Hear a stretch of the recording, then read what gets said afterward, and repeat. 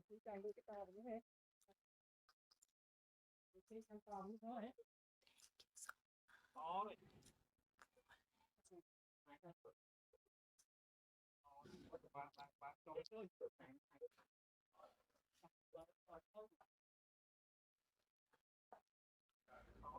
tiếng đừng má này chắc là nó này mình mới tới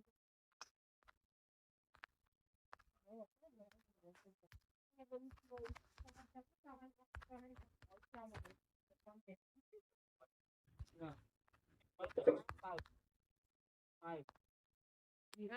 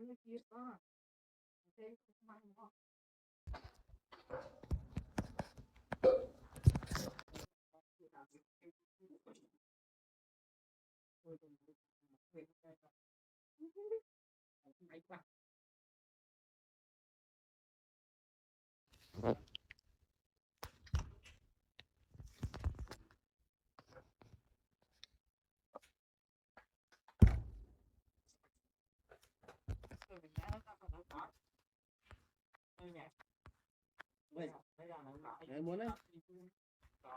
thùng thùng thôi má mày ôi cái này ôi lần thì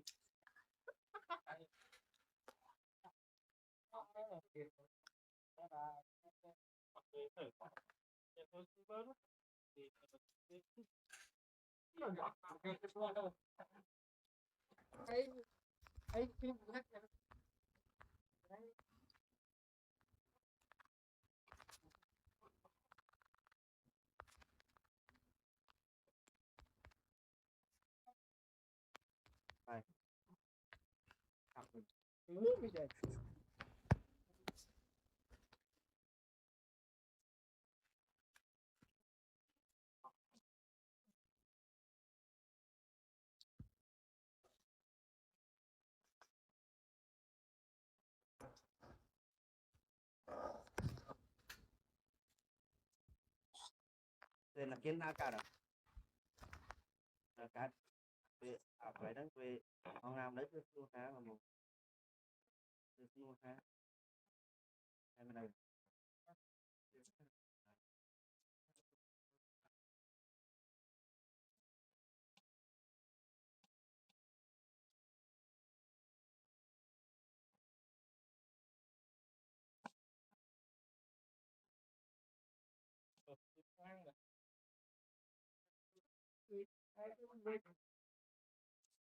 việc mà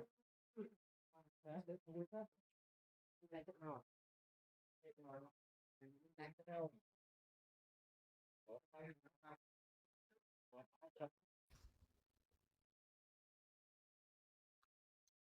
đang làm quên chưa xong rồi không